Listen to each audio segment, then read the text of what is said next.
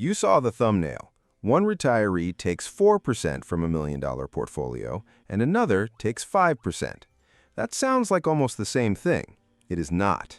That extra 1% is the difference between a retirement plan that survives bad markets and a retirement plan that quietly starts eating itself alive. Today, you'll learn what the 4% rule actually means, why most people explain it wrong, and why your money can still run out even if your average return looks perfectly fine. And at the end, I'll show you the simple test that tells you whether your number is freedom or a countdown timer. Most people hear the 4% rule and think it means this. You save $1 million, you take out 4% every year. So you spend $40,000 this year, then next year you look at your new balance and take 4% again. That is not the original idea. The original idea is more specific. In year one, you take 4% of your starting portfolio. So if you retire with $1 million, your first withdrawal is $40,000. Then, in the next year, you do not take 4% of whatever is left. You adjust that $40,000 for inflation. If inflation is 3%, next year you withdraw about $41,200. Then you adjust again, and again, and again. That tiny detail matters because the danger is not the percentage. The danger is the fixed lifestyle you lock in. Once your retirement spending becomes a number that must be paid every year, your portfolio has to survive three enemies at once: withdrawals, inflation, and bad markets. Here is the clean version. If you have $500,000, 4% gives you $20,000 in the first year. If you have $1 million, 4% gives you $40,000. If you have $2 million, 4% gives you $80,000. This is why the 4% rule became so popular.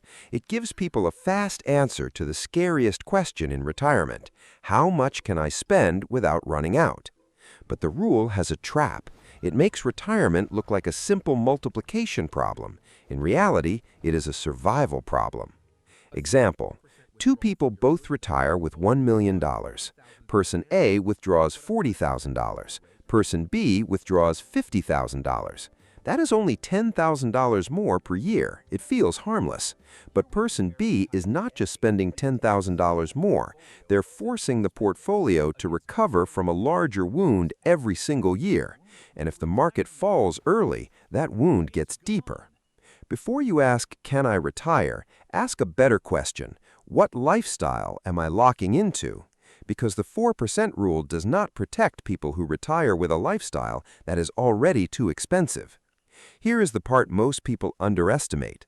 The difference between 4% and 5% sounds like 1 percentage point, but relative to your spending, 5% is actually 25% more income than 4%.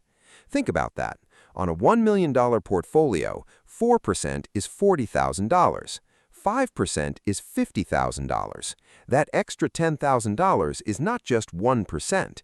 It is a 25% raise in retirement spending. That is why the rule is so psychologically dangerous. Your brain sees 4 and 5 as close. Your portfolio feels them as very different. Now imagine year one goes badly. You retire with $1 million. The market drops 20%. You withdraw $40,000. Now your portfolio is not $800,000. It's closer to $760,000. If you withdraw $50,000 instead, it's closer to $750,000. That may not sound like a huge difference yet, but now the second year begins. Inflation pushes your spending higher. The market may still be weak, and your portfolio has to climb back from a lower base. This is how retirement plans fail, not usually with one dramatic crash. They fail slowly. A little too much spending, a little too much inflation, a little too much confidence after good years, and then one day the portfolio still exists, but the plan is already broken. This is why the 4% rule is less about being rich and more about not being forced to sell too much at the wrong time. And in a minute, I'll show you the part that almost nobody puts on the thumbnail. The first 10 years matter more than the full 30. That one idea changes how you should think about early retirement completely. Use this quick check. Take your desired annual spending and multiply it by 25. If you want $40,000 per year, the 4% rule points to about $1 million. If you want $80,000, the 4% rule points to about $2 million. If you want $120,000, the 4% rule points to about $3 million. But do not use this as a promise. Use it as a warning light. If your number feels impossible, the answer is not always save more. Sometimes the answer is need less. Here is the mistake that destroys retirement math. People say, the market averages around this much over time, so I should be fine. But retirement doesn't care only about average returns. It cares about the order of returns. This is called sequence of returns risk. Two retirees can get the exact same average return over 30 years and have completely different outcomes. Why? Because one gets the bad years early, the other gets the bad years late. Imagine two people, both retire with $1 million. Both withdraw $40,000 adjusted for inflation. Both experience the same long-term average return, but person A gets a crash in the first few years. Person B gets strong returns first, and the crash later. Person B may be fine. Person A may be in trouble, not because the average was different, because person A had to withdraw money while the portfolio was already wounded. This is the brutal part. When you're still working and investing, a market crash can be good. You buy cheaper assets. But when you're retired and withdrawing, a market crash can be dangerous. You're selling cheaper assets. The same market drop that helps a young investor can hurt a retiree. This is why the first 10 years matter so much. The early years set the trajectory. If your portfolio survives the first bad stretch while you keep withdrawals under control, the plan becomes much stronger. If the first decade crushes the portfolio, later good returns may arrive too late. Example: you retire with $1 million. You withdraw $40,000. The market is flat after inflation for 10 years. Your withdrawals continue. Your inflation-adjusted spending continues. After 10 years, the portfolio may be far smaller. Now, even if the market finally recovers, it is recovering from a smaller base. That is the trap. Your money does not only need to grow, it needs to grow before withdrawals do too much damage. Build a first-decade defense. That can mean lower fixed expenses, a cash buffer, flexible spending, part-time income, delaying retirement, or having expenses you can cut when markets are bad. The point is not to predict crashes. The point is to avoid being fragile when they happen. Now let's be clear. The 4% rule is not magic. It does not know your taxes. It does not know your healthcare costs. It does not know whether you retire at 65 or 42. It does not know whether you live in Ohio or New York. It does not know whether you have Social Security, a pension, rental income, or zero backup. It does not know whether your spending is flexible or fixed. This is why two people with the same portfolio can have totally different safe withdrawal rates. Person A needs $60,000 per year, has no debt, owns a paid-off home, and can cut travel during bad markets. Person B needs $60,000 per year, rents in an expensive city, has car payments, high insurance, and no flexibility. Same spending number, very different risk. The 4% rule gives you a baseline. Your real life adjusts the baseline. If you retire early, you may need your money to last longer than 30 years. If your expenses are rigid, you have less room for mistakes. If most of your spending is discretionary, you can cut back during bad markets and increase your odds. This is the part that makes the rule useful. It forces you to separate two kinds of expenses: essential spending and flexible spending. Essential spending is housing, food, utilities, insurance, taxes, healthcare, basic transportation. Flexible spending is travel, restaurants, upgrades, subscriptions, gifts, luxury purchases. If your essentials alone require a 4% withdrawal, you are more exposed. If your essentials require 2.5% or 3% and the rest is flexible, your plan is stronger. Because during a bad market, you can cut the flexible part without destroying your life. Stay to the end because I'll give you a simple 3-number test that is more useful than just asking, do I have 25 times my expenses?